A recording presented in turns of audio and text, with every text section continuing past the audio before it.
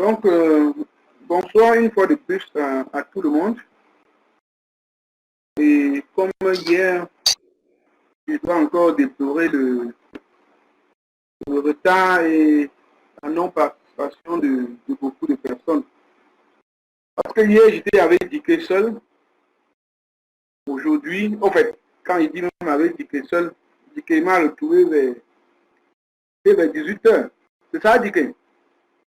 C'est ça, monsieur. Alors que le cours était depuis 16 h. On a quand même terminé un peu ensemble. On a introduit le cours de sciences des matériaux. Et comme il disait à M. Diké hier, c'est que on devait commencer par les généralités. Qu'est-ce que c'est qu'un matériau? Et nous devions, n'est-ce pas, voir la définition du matériau,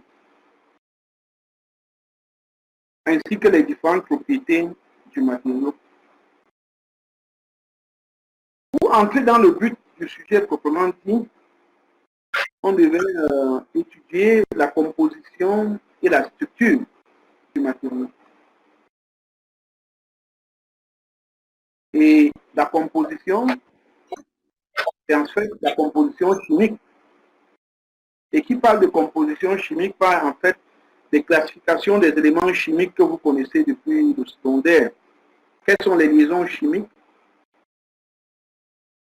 C'est à noter qu'on distingue plusieurs types de liaisons, des liaisons fortes, des liaisons faibles, des liaisons secondaires. Quelles sont les différentes classifications des matériaux et leurs propriétés? Quelles sont les classes des matériaux? Quelles sont les propriétés d'usage? Après cela, on devrait donc passer à la structure des matériaux solides. On devait distinguer des matériaux amorphes, des matériaux cristallins. Et on devait voir donc l'effet de la composition chimique sur les matériaux. On devait aussi voir les défauts cristallins. On peut scinder en 4, les défauts ponctuels, linéaires, surfaciques et volumiques. Et voir également l'effet de la température. Voir quelques principales techniques de caractérisation chimique et structurale. Continuer également avec l'équilibre thermodynamique.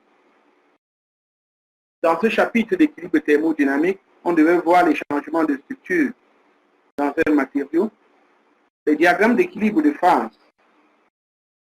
Et s'il y avait du temps, on devait continuer avec la cinétique des transformations de phase. Hier, avec Diké, on a commencé le chapitre 1 qui portait essentiellement sur les généralités sur les matériaux. Nous avons étudié en détail comment il est nécessaire de faire des études préalables avant d'utiliser un matériau quelconque. Nous avons également défini ce que c'est qu'un matériau. Indiqué.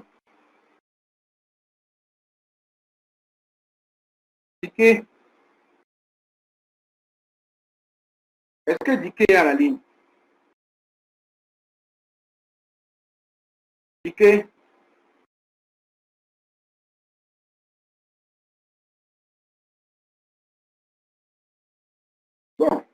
Bon, j'espère que, parce qu'il le voit connecté, peut-être qu'il est seulement mis off sur son micro.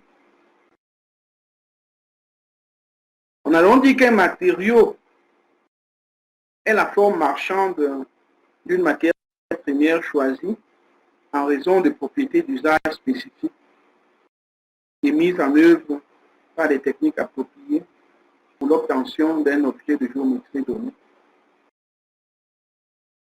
en fonction prémédité.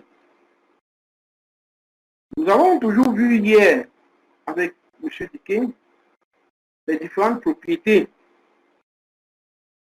Il y avait des propriétés d'usage du matériau qui pouvaient être essentiellement classées en deux. Oui, Diquet, je te demandais tout à l'heure de définir le matériau tel qu'on a vu hier. Après, il voit maintenant que ton micro est on. Bon, je suis passé dessus. Mais j'ai encore redéfini, n'est-ce pas, la notion du matériau. Et là, nous avons dit que les propriétés d'usage pouvaient être de deux origines. Une origine chimique et une origine microscopique.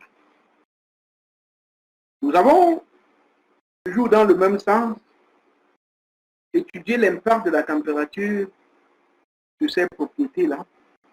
La température qui n'était rien d'autre que le degré d'agitation, qui augmentait également l'entropie, et j'en passe. Nous avons également vu les différents états de la matière qui étaient solides, liquides ou gazeux. Et la température était un paramètre qui nous permettait de passer des états solides, liquides ou gazeux. Et j'ai dit, par exemple, de l'eau. L'eau solide, c'est-à-dire des morceaux de glace, on fond, on chauffe un peu, ça devient liquide. On continue à chauffer, ça devient vapeur. Donc vous voyez que là, la température,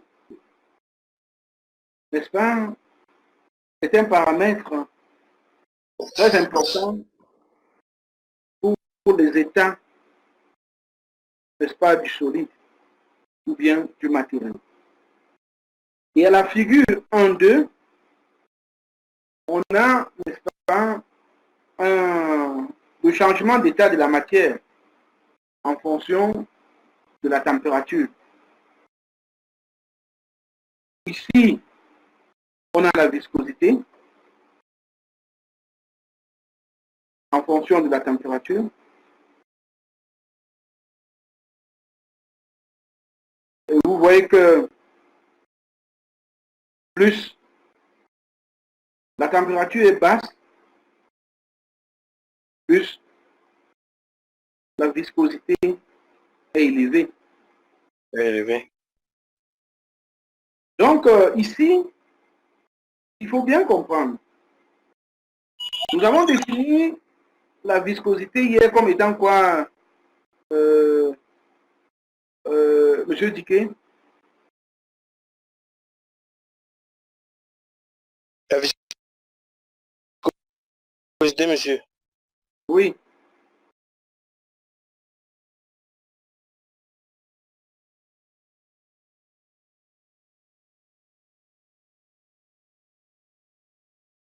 Oui, quand on dit que quelque chose est visqueux, ça veut dire quoi? Allô? Hein?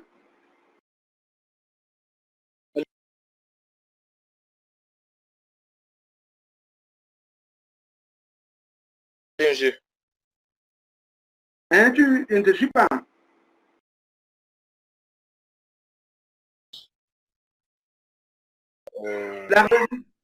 C'est la résistance Monsieur. à l'écoulement. La résistance à Je suis en train l'écoulement. de quelques phénomènes, monsieur. Vous dites? Alors, oui, monsieur, ou bien la résistance est un mouvement d'un fluide, monsieur. Oui, oui, c'est ça, la résistance à l'écoulement, c'est ça la viscosité. Et tu prends par exemple, si tu prends l'eau solide, c'est-à-dire la glace, hein, Oui, monsieur. et tu prends Oui, l'eau monsieur. liquide, et tu prends l'eau liquide, ok, tu verses, Monsieur. tu verses les deux. Qu'elle doit se déplacer difficilement.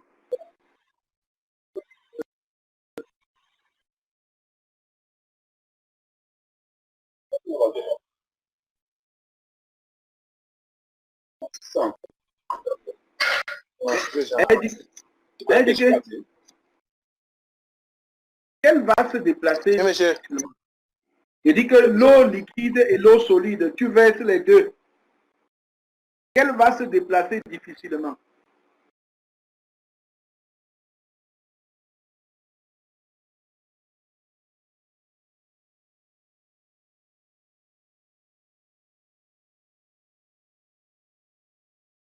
Est-ce qu'il faut réfléchir avant de répondre? C'est évident, non, dit que.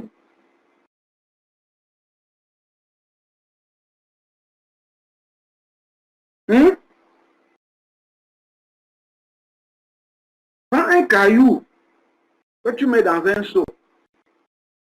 Tu baisses le seau, le caillou tombe. Et tu prends l'eau, tu mets dans un seau, tu baisses l'eau, le seau, l'eau se verse. Qu'est-ce qui va rester sur place et qu'est-ce qui va se déplacer? C'est le caillou. Ok, monsieur. You are currently the only person in this conference. Et là, la résistivité des solides est plus grande donc que la résistivité des liquides. Comment? Est-ce qu'il fallait réfléchir autant? Je disais tantôt que la température, n'est-ce pas, est l'un des paramètres qu'on devait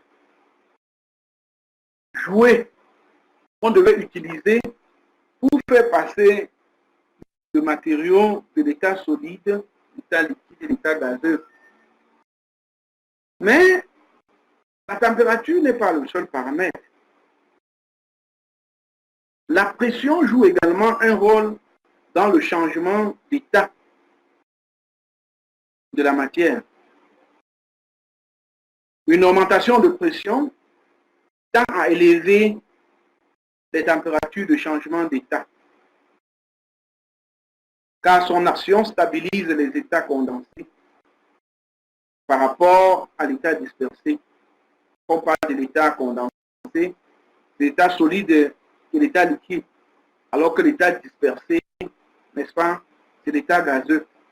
Nous avons vu hier, vous dites que quand l'agitation thermique était élevée, autrement dit à haute température, les distances interatomiques étaient grandes.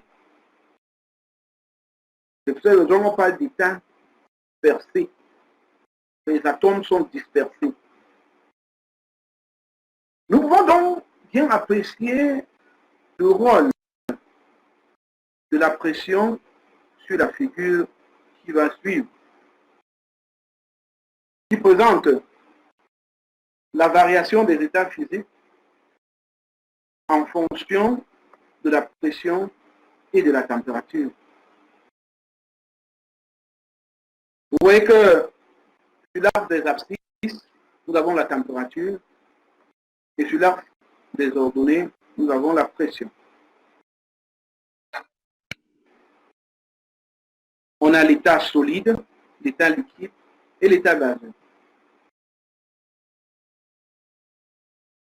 Et vous voyez là, toujours sur cette courbe, n'est-ce pas, les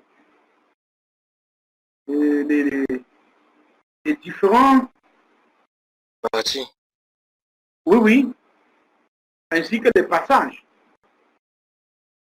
Le point aussi, c'est ce qu'on appelle le point de fuite. Qu'est-ce que tu constates en ce point de fuite, monsieur Diké?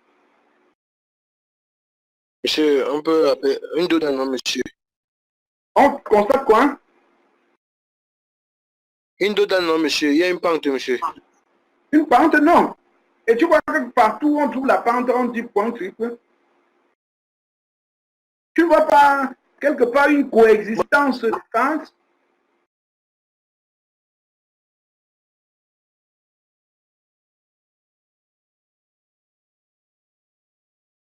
Qu'est-ce que tu vois au point qu'on dit point de fuite? Une cohésion trois parties, monsieur. Une? Monsieur, on peut dire un point de rencontre, monsieur. Un point de rencontre. De Un trois, point de de trois parties, non, monsieur. trois parties, quelle partie, quelle partie, quelle partie?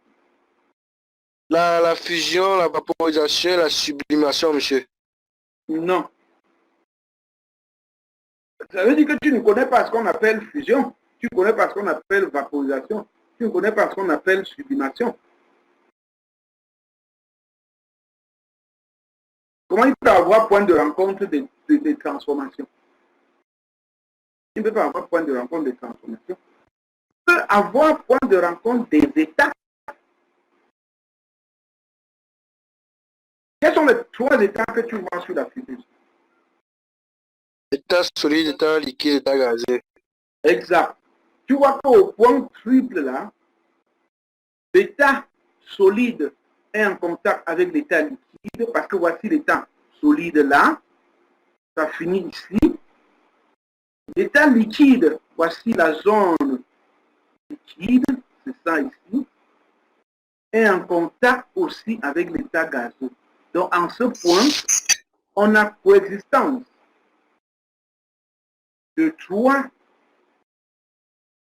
phases ou états, solide, liquide et gazeux. C'est pour cette raison qu'on dit point triple. Est-ce que c'est suivi? D'accord, monsieur. Mais comme le matériau est destiné à la réalisation d'objets capables de résister aux manipulations et au moins aux sollicitations que leur propre poids, nous étudierons notamment comment ces matériaux se comportent lorsque les pièces qu'ils constituent sont sollicitées en service. Est-ce que tu peux me dire quelles sont les différentes sollicitations qu'un matériau peut recevoir? Peux-tu me dire les différentes sollicitations qu'un matériau peut recevoir? Les différentes sollicitations, monsieur. Oui.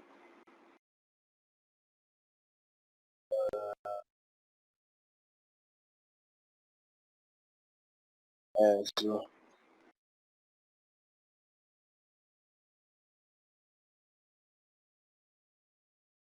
Est-ce que tu comprends d'abord ce qu'on appelle sollicitation? Bien sûr. Oui, c'est quoi une sollicitation?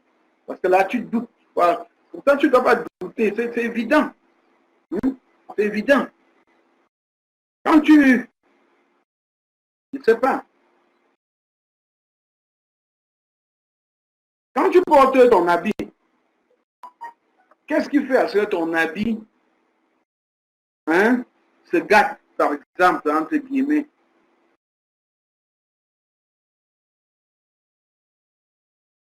Non, monsieur. Quand tu portes ton habit, qu'est-ce qui fait à ce que ton habit, n'est-ce pas, se gâte, entre guillemets?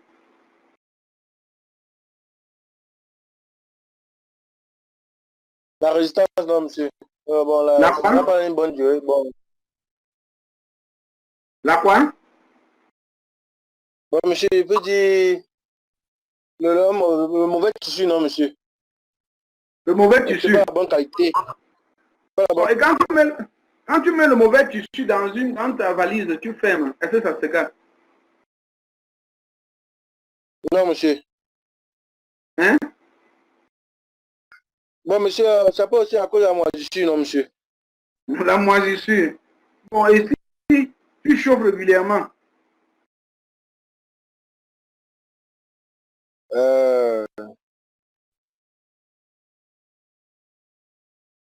Monsieur, je vois pas, monsieur. yeah. C'est pas sérieux. Si tu ne portes pas l'habit, ça va se gâter. Non, monsieur. Hein? Il est vrai que les chaussures, surtout, il y a des chaussures aujourd'hui, je préfère ne pas dire des chaussures, comment on dit, chaussures chinoises, quoi. Hein, quand Oui, monsieur.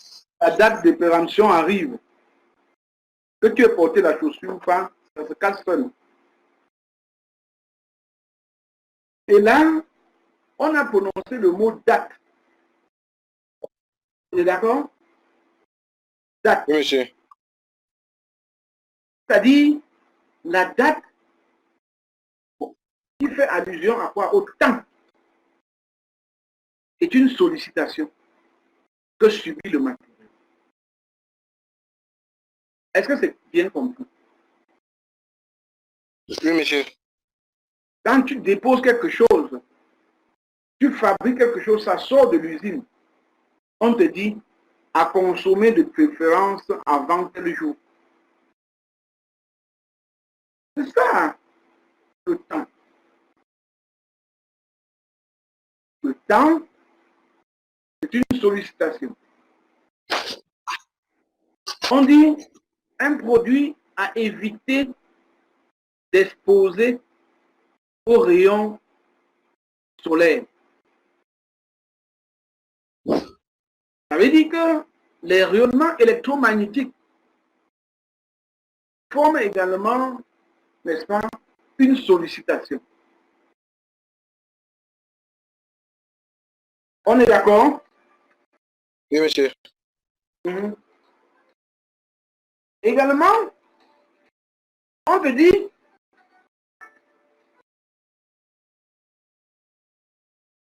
regarde par exemple, au village, on dit par exemple que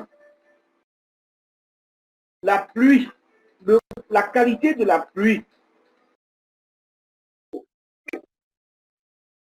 qui tombe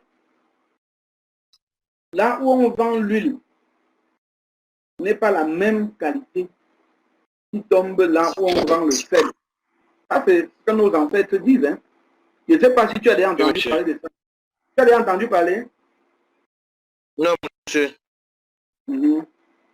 Oui, on dit cela. Si on te dit par exemple cela, quelle interprétation peux-tu en faire? Monsieur, pour moi, il veut dire que bon, les deux endroits ne sont pas les mêmes choses. Il n'y a pas les mêmes intempéries dans différentes villes, monsieur. Non, comment on parle de ville? Tu es à Baganté, non? Tu es où maintenant? Baganté, monsieur. Oui, on te dit qu'au marché Baganté, là, que la pluie qui tombe là où on vend l'huile n'est pas la même pluie qui tombe là où on vend le sel. Qu'est-ce que nos parents veulent nous dire, entre autres? Bon, monsieur. En autre côté, on peut dire que ces deux endroits sont différents de climat ou bien différents de température ou bien comment, Non, monsieur. on est toujours au marché Baganté. Comment tu peux dire qu'au marché, les choses sont différentes? Quoi, que les endroits sont différents en température? Comment?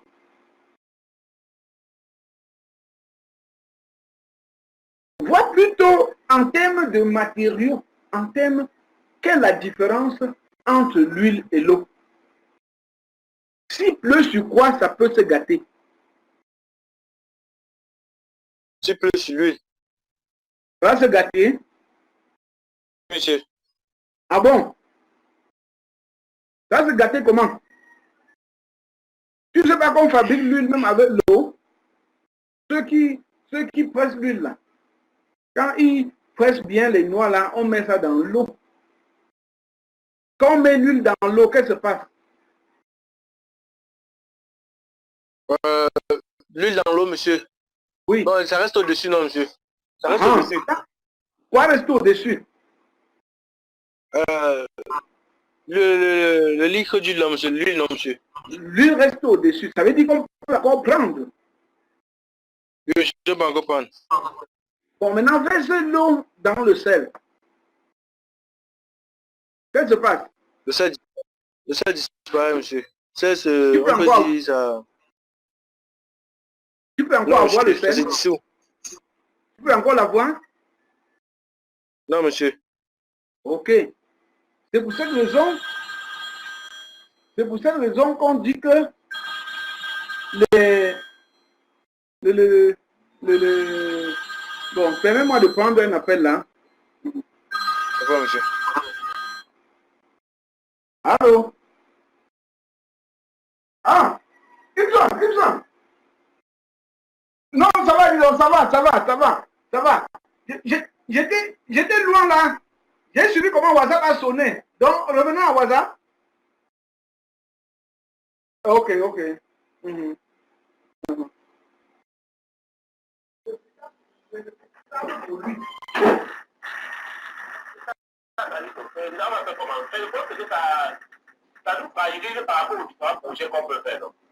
C'est ça, la notion de sollicitation. Bien sûr. Mhm. Donc, je disais que tu vois le temps. Le temps, c'est une sollicitation. Et par rapport à l'exemple qu'on prenait tantôt avec la pluie, c'est des réactions chimiques, des sollicitations chimiques. Tu comprends? Parce que si tu exposes quelque chose peut-être au soleil, alors que cette chose réagit avec le soleil, ça va se ça va, ça va, ça va je veux dire quoi? Ça va se gâter.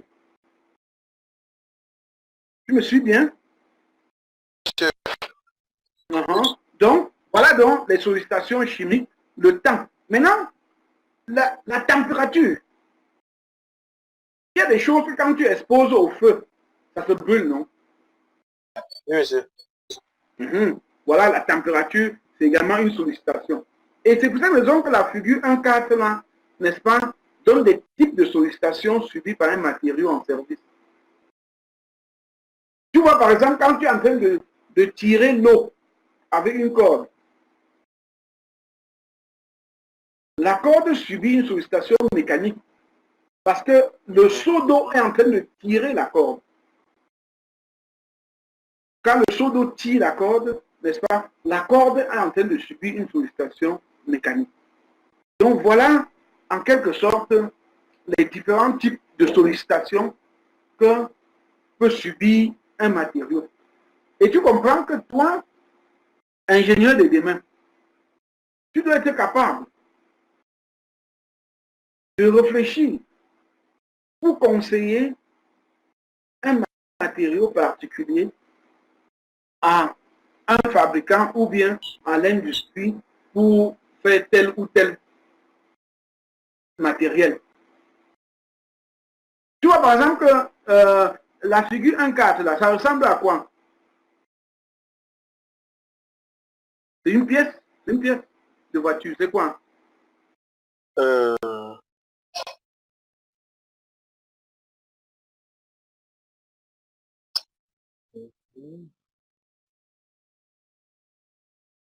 Comme Tu une connais clé, monsieur. pas? Bon. Non, pas une clé, ça c'est pas une clé, ça c'est un bras. Ça c'est un bras, c'est des Voilà, choses monsieur.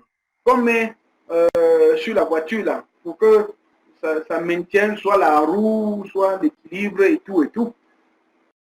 Oui, monsieur. Tu vois? Et tu comprends que si, par exemple, on te dit de proposer un matériau qu'on peut utiliser pour fabriquer la coque de l'avion, tu vois un peu à quelle hauteur, à quelle altitude l'avion vole. Tu peux connaître, avoir une idée sur la température extérieure. Tu vois que ça, on peut quitter même de moins 10 degrés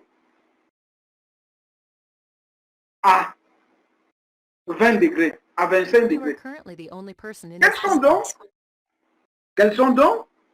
quel est donc le matériau qui peut accepter cette, cette variation de température? Donc le choix ne doit pas être hasardeux. Pour te dire que la sollicitation en température peut être grande, peut être élevée, peut être petite. Et tu vois que la variation, il faut donc un matériau tel que la variation de température ne doit pas engager, n'est-ce pas, la rupture du matériau. Il faut un matériau tel que les rayons électromagnétiques ne vont pas, n'est-ce pas, entamer, n'est-ce pas, la transformation du matériau. Donc voilà autant de sollicitations que tu dois être capable de tenir en compte lors, n'est-ce pas, du choix des matériaux pour un matériel particulier. Voilà en quelque sorte, n'est-ce pas, exposé ce chapitre introductif qui portait sur qu'est-ce qu'un matériau. Nous avons défini le matériau qui est une matière dont on fait un matériel. Nous avons donné également quelques propriétés ainsi que quelques sollicitations subies par un matériau en service. Nous allons sans transition passer au deuxième point qui va porter sur la composition chimique du matériau. On est d'accord? On est ensemble? Ok. Et qui parle de la composition chimique, qui parle de la composition chimique, n'est-ce pas, parle des éléments chimiques. Dont les atomes des éléments chimiques diffèrent par leur structure à l'échelle subatomique.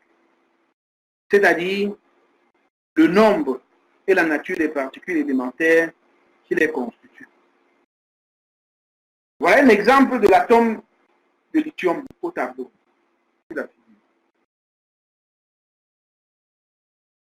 Nous avons le noyau qui est formé des protons et éventuellement des neutrons. C'est pour cette raison que le noyau est chargé positivement. Nous avons également le cortège électronique qui gravite autour du noyau. C'est les électrons là qui gravitent autour du noyau. Et le nombre d'électrons ici est égal au nombre de protons dans un atome, bien évidemment, en équilibre. Comme je disais tantôt, les protons sont chargés positivement et les électrons négativement. Ok? Bon, quand tu vois donc l'atome de lithium, on peut compter 3 électrons. Tu vois, les nuages, il y a trois cercles. Hein. Sur chaque cercle, il y a un électron. C'est-à-dire le rond avec une barre négative, une barre moins là. C'est ça, un électron. Et au milieu là, on peut également regarder 3 protons, des charges positives et des neutrons. On peut voir 4 neutrons. Et la masse atomique qui est égale au nombre de protons et de neutrons est égale à 7. Quand on dit que l'atome est électriquement neutre, ça veut dire quoi?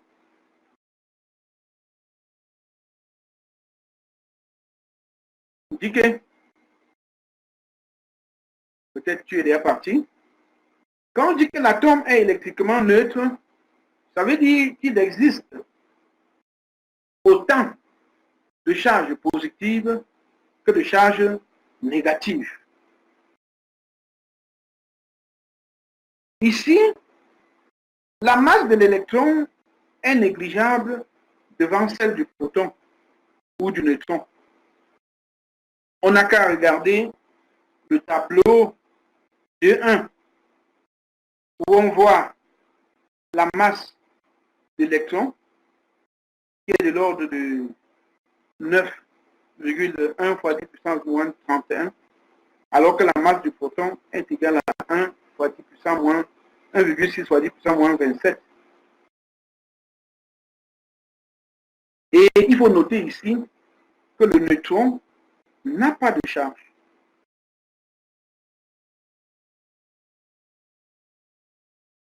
Les orbites des électrons occupent dans un atome des couches successives correspondant à des niveaux d'énergie discrets qui deviennent des bandes dans les solides regroupant plusieurs atomes.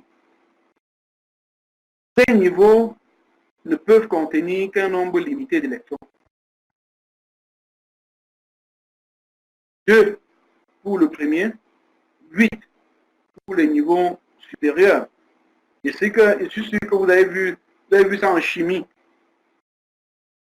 Comment est-ce que les électrons remplissent les bandes? Vous avez vu en chimie, M. Dickey? Et entre deux bandes, on a ce qu'on appelle les bandes interdites. C'est-à-dire interdit à l'occupation, n'est-ce pas, des électrons. Donc, aucun électron ne peut passer sur une bande interdite. On appelle donc énergie de Fermi de l'atome considérée la limite supérieure du remplissage des états d'énergie électronique à l'équilibre thermodynamique ou à zéro absolu. Donc, vous allez voir le tableau de classification périodique des éléments chimiques. Les lignes ou périodes sont les niveaux successifs des couches électroniques. Les colonnes ou groupes sont des nombres d'électrons dans la couche externe. La colonne, c'est-à-dire les lignes verticales, donne, n'est-ce pas, le nombre d'électrons dans la couche externe. Alors que la ligne qui est horizontale ou période donne des niveaux successifs des couches électroniques.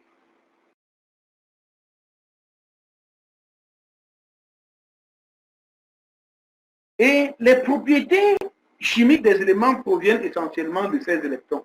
Donc, c'est les électrons-là qui nous donnent des propriétés, n'est-ce pas, chimiques de l'élément en question.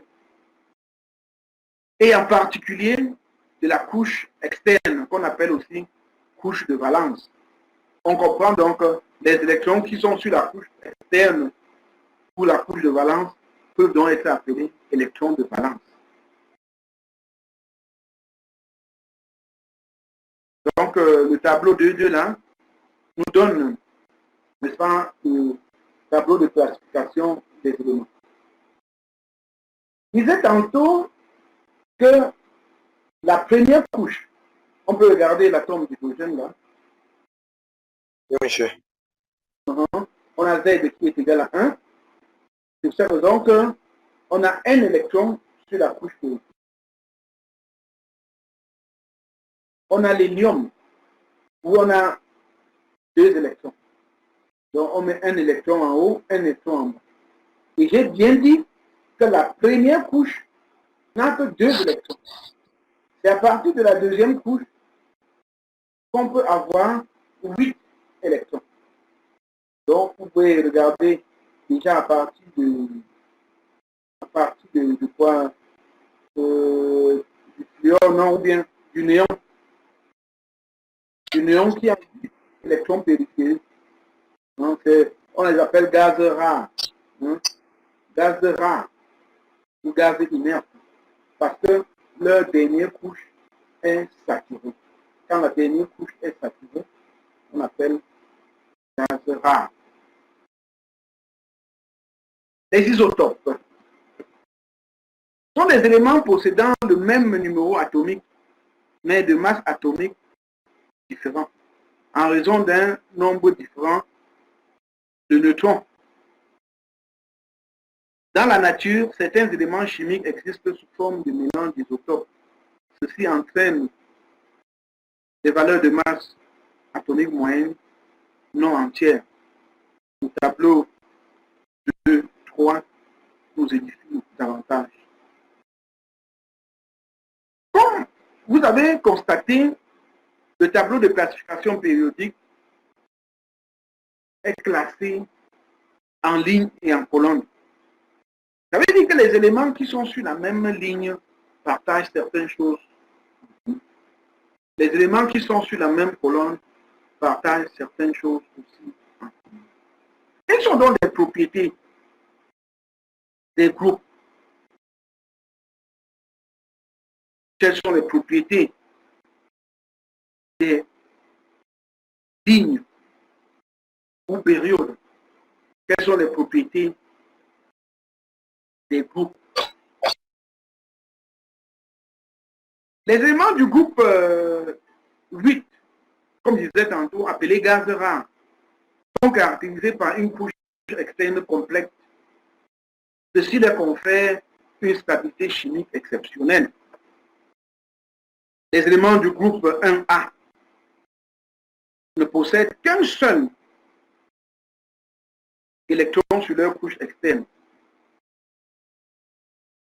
Ils ont tendance à s'en défaire pour avoir une couche extérieure saturée et donner un ion positif ou cation. Donc les cations sont des ions positifs. Cette tendance s'étend aussi à tous les éléments de la partie gauche du tableau appelés métaux, qui sont tous donneurs d'électrons.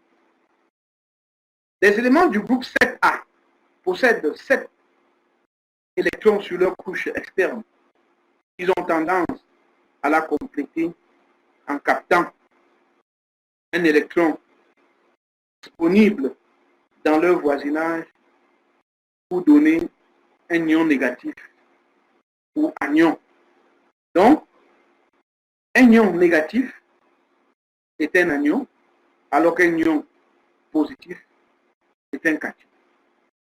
Cette tendance s'étend aussi à certains éléments de la partie droite du tableau, appelés non-métaux. Tout accepteur d'électrons. Certains éléments situés à la limite entre ces deux zones présentent des caractères mixtes, variables selon le champ électrique auquel ils sont soumis. Ils You sont are currently the only person in this conference.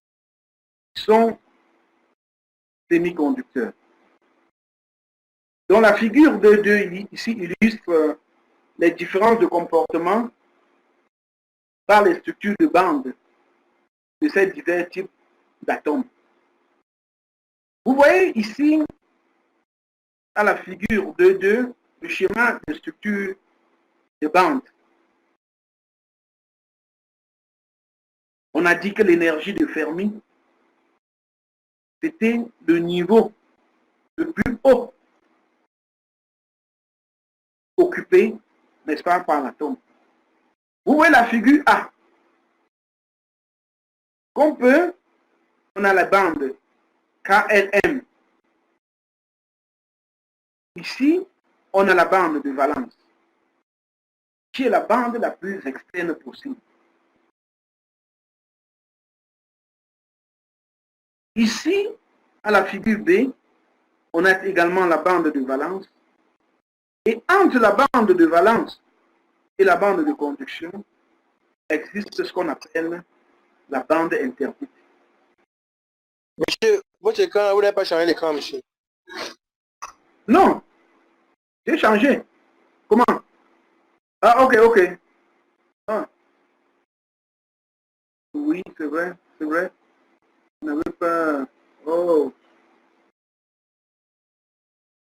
Oui, donc je fais ici que entre... Que ici...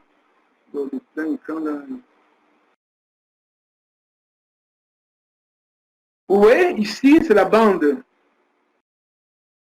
de valence. Ici, c'est la bande de valence. Voilà la bande de conduction. Entre la bande de conduction et la bande de valence, existe ce qu'on appelle la bande interdite. Et qu'est-ce qu'est-ce que tu constates entre ces deux du A et B? Ici, on a un amas d'atomes de métal. Pourquoi c'est un métal? La bande de conduction comporte des états disponibles. Voici la bande de conduction. Alors qu'en B, voilà la bande de conduction qui est vide.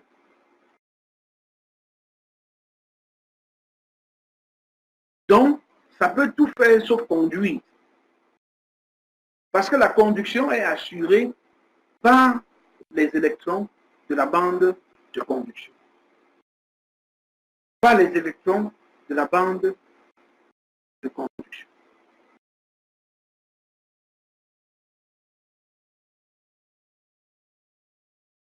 Et plus ce gap, cette bande interdite sera grande, plus You are currently the only person in this conference.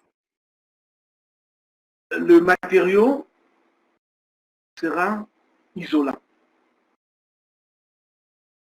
Et ici, en C, on peut dire un semi-conducteur. Pourquoi semi-conducteur? Il faut bien faire la nuance. Regarde à quoi est égale la bande interdite. J'espère que tu vois bien. Indiqué. Voilà la bande interdite. Là où je suis en train de passer là, le curseur. Tu vois que la bande interdite ici est petite comparée à la bande interdite que tu vois ici. La bande de valence est pleine. La bande de conduction est vide. Mais il est semi-conducteur, pourquoi? Parce qu'il suit d'une agitation thermique. Ici, pour qu'un électron de la bande de valence quitte d'ici pour se retrouver là. Et si un électron de la bande de valence quitte d'ici pour se retrouver là, ça veut dire que le matériau est conducteur.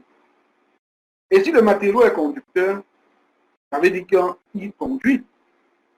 C'est pour cette raison que ici, celui-ci est semi-conducteur, celui-ci est isolant ou non métal et celui-ci est conducteur.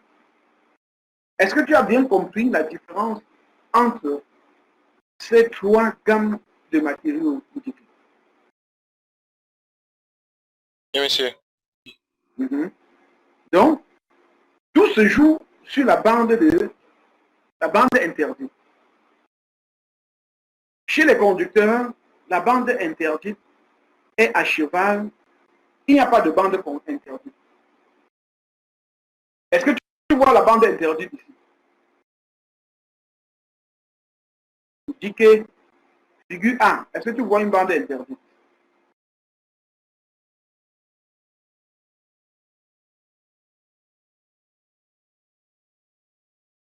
Tu dis que est-ce que tu vois une bande interdite ici? Non. Alors que ici, la bande interdite est considérable. Alors que pour les semi-conducteurs, la bande interdite est petite.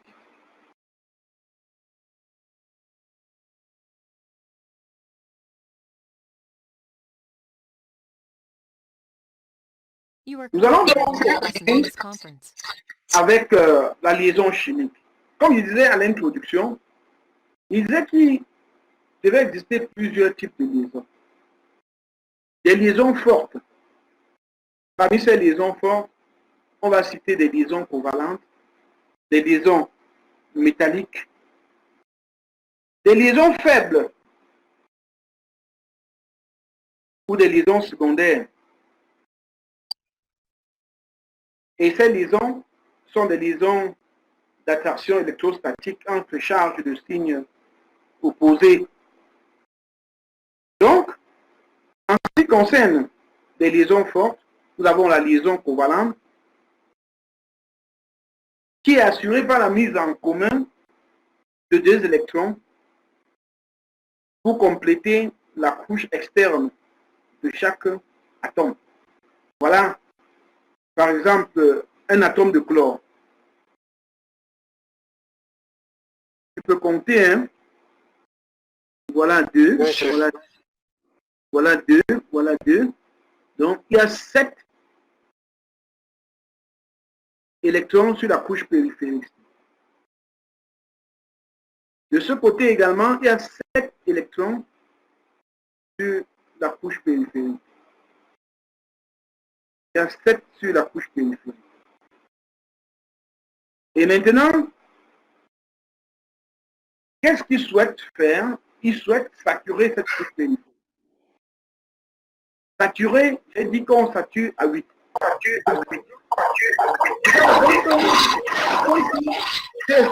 Ou bien l'électron qu'est-ce à s'apparier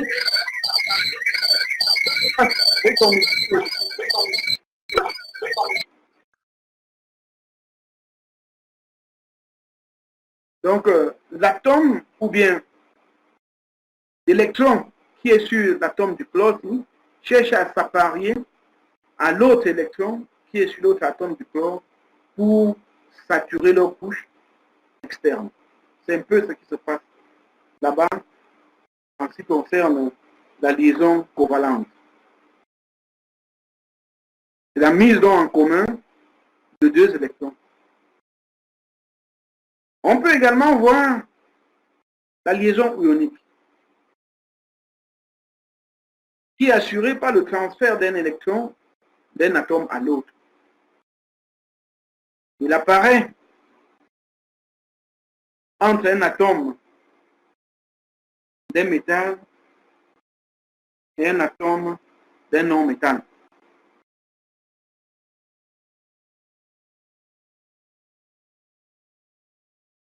Tu vois que on a un exemple du calcium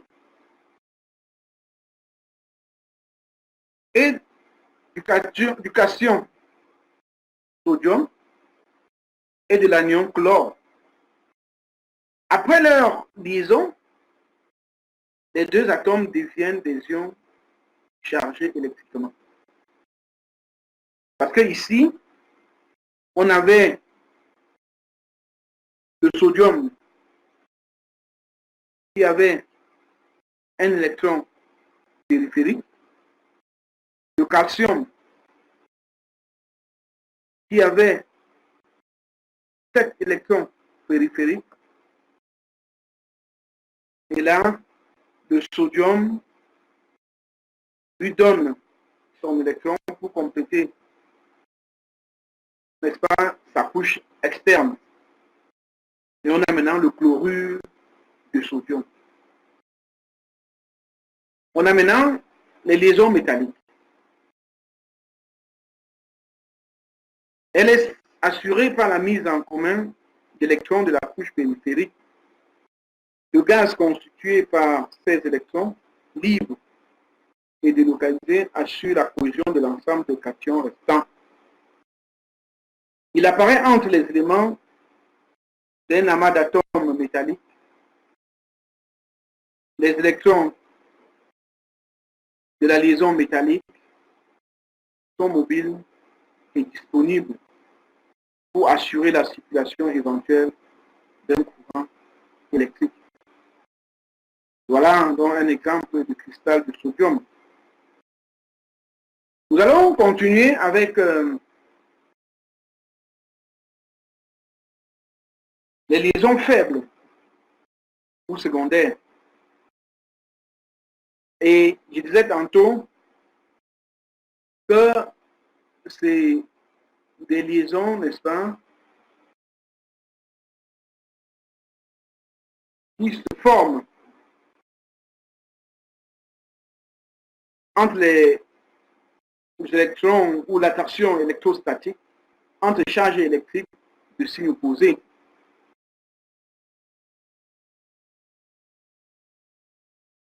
Et ces liaisons faibles apparaissent entre les pôles positifs et négatifs de molécules en répartition de charge inhomogène ou polarisable. Polarisable, ça veut dire que ça forme des pôles, un pôle positif et un pôle négatif.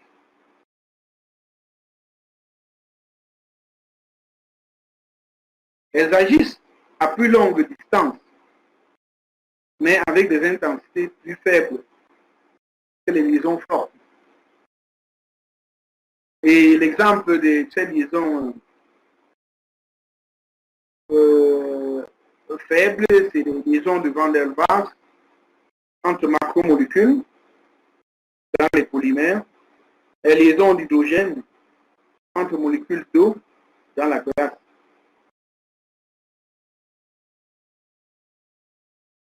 Maintenant, il sera question de la classification des matériaux et des propriétés. Les grandes classes de matériaux. Nous avons dit ici que de nombreuses propriétés physico-chimiques et propriétés d'usage des matériaux sont étroitement liées à la nature des liaisons chimiques entre les atomes qui les constituent.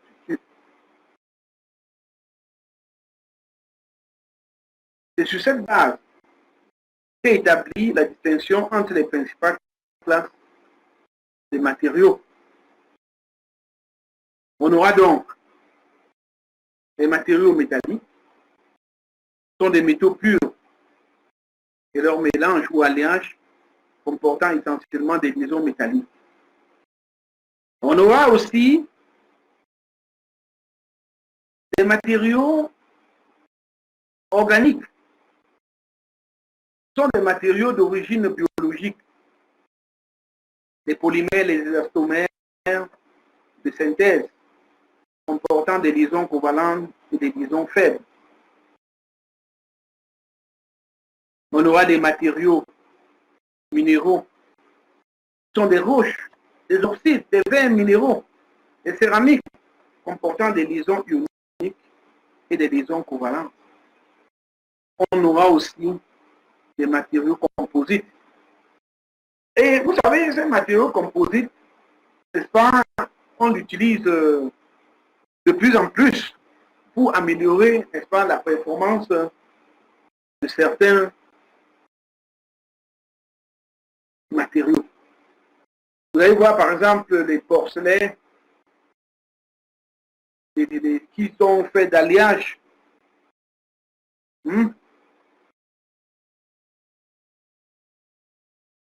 Donc, il parlait donc des matériaux composites.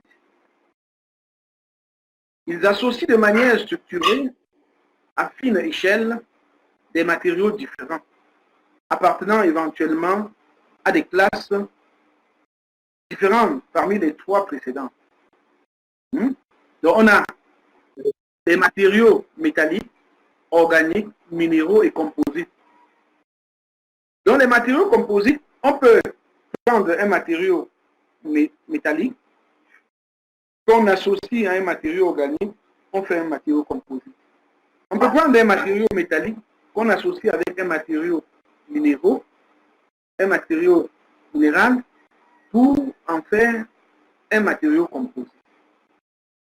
Sinon, on peut distinguer donc trois types, ou bien trois principales classes de matériaux. Métalliques, organiques, minéraux. Et puis, les matériaux composites, ce n'est que l'association des deux autres. Quelles sont les propriétés d'usage?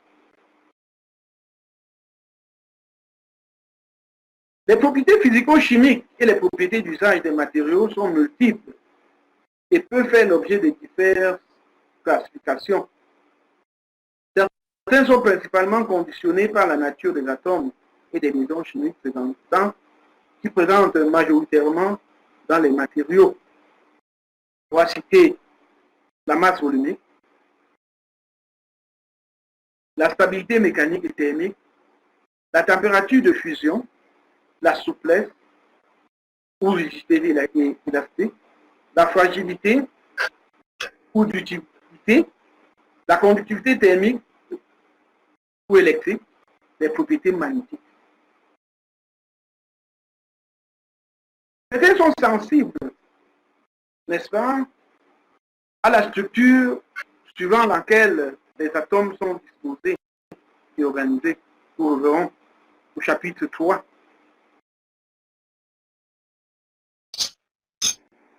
La rigidité plastique, la dureté, la ductilité, la ténacité.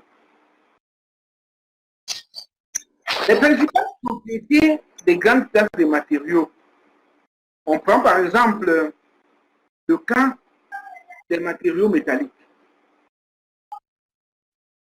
Bien sûr. Ici, vous voyez, on a la masse volumique, c'est ça, c'est différentes propriétés, la température de fusion, la dilatation thermique, la conductivité thermique, je suis là, la conductivité thermique, la rigidité plastique, la ductilité, la résistance à la propagation des fissures. Donc voilà les différentes propriétés qu'on peut avoir. Peut-être que je ne vois pas bien, mais je crois que tu vois. Les différentes propriétés.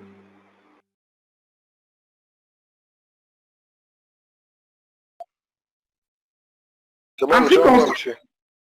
tu vois, n'est-ce pas? Oui, monsieur. Ok. En ce qui concerne les matériaux métalliques, voilà comment évoluent, n'est-ce pas, ces propriétés. Très élevé. La masse volumique est élevée. Très élevée. Quand on parle de masse volumique, vous pouvez ne pas bien comprendre ce qui se passe.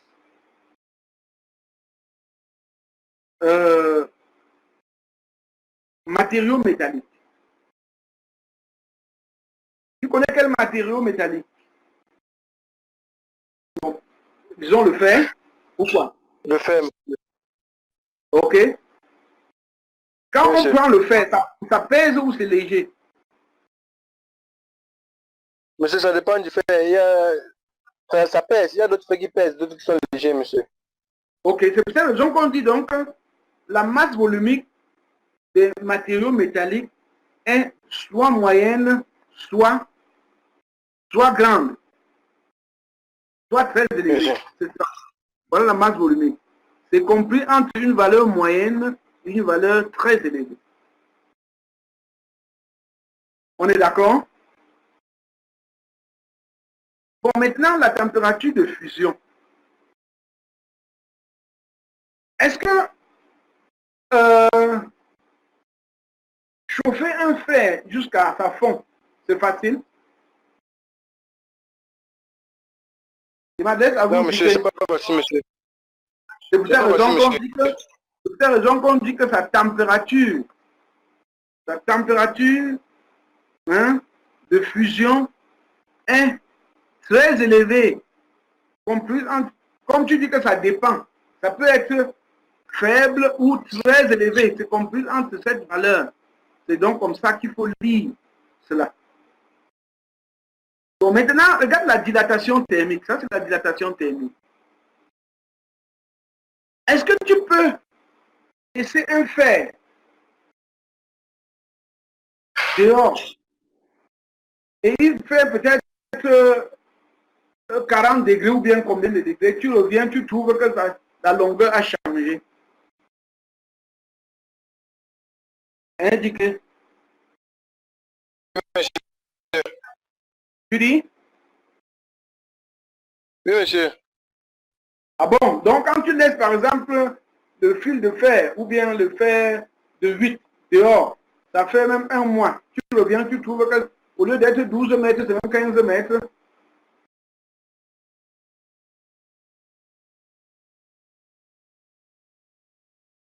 Ou au lieu d'être 12 mètres, c'est même 8 mètres. Ça change, monsieur. Hein? Ça change, mais est-ce que ça change de manière considérable? Non, monsieur. Ok. Donc, ça ne change pas de manière considérable. Donc, la dilatation thermique n'est pas élevé. Donc, c'est entre une moyenne et pas très élevé. Donc, c'est comme ça que tu dois lire, n'est-ce pas, le tableau-ci. Tu as bien compris comment ça se fait la lecture? Bien sûr. Ok. Donc, maintenant, on va... Le tableau 2.4 ici donne la classification non exhaustive des propriétés d'usage des matériaux. Outre les caractères.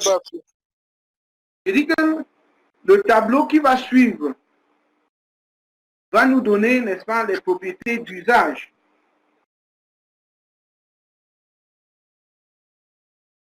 Les propriétés d'usage des matériaux.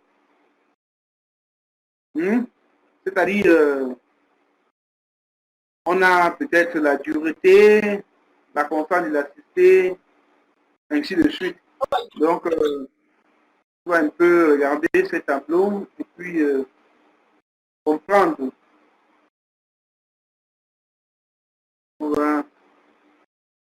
Et tu vas comprendre, bon, tous les indices sont donnés. V, volume. S, surface. I, interactif. Bon, en fait, c'est pas un problème là-bas. Tu vas lire et puis comprendre ce qui se passe. On a vu donc ce qui se passe avec les matériaux métalliques. Regardons, comparons avec les matériaux organiques. Tu vois que la masse volumique des matériaux organiques est faible. Très faible même, est comprise entre une valeur faible et très faible. Presque, que ce soit la température de fusion, elle est faible, la dilatation, faible, la conductivité électrique, faible, la rigidité électrique, faible, la rigidité plastique, faible. Ce n'est que la ductilité qui est élevée en ce qui concerne les matériaux organiques. Donc, on peut également faire ce tableau pour ce qui est, n'est-ce pas, des matériaux minéraux.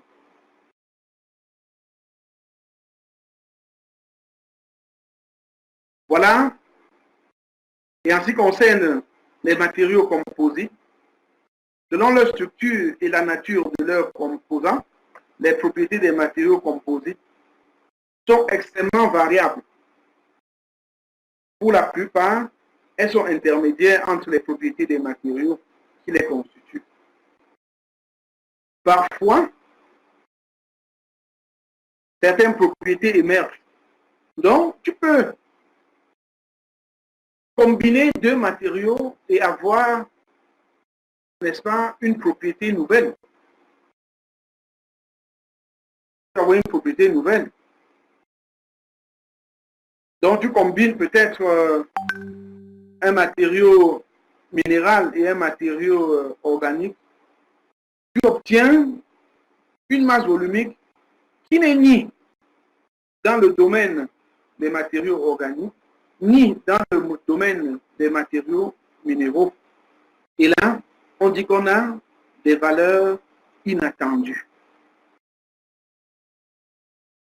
C'est suivi? Donc, je vais préférer que tu relises un peu ce que nous avons fait aujourd'hui. Et là, on peut continuer encore, même demain, ou bien lundi. Qu'est-ce que tu penses du prochain cours? Demain à partir de même 16h. Ah non, non, monsieur, demain on a notre cours. Lundi, monsieur. Lundi? Oui, monsieur, on a technologie de matériaux. Ah, ok. Bon, là, on peut dire lundi à quelle heure? Même 14h, non, monsieur. Ou bien disons 16h. D'accord, monsieur. Lundi 16h. Ok. Bon. Bonne soirée. Tu vas dire aux autres, ils pourront prendre le cours qu'on a enregistré dans ici. Ils veulent. D'accord, monsieur. Mhm. D'accord, monsieur. Mhm. Bye bye.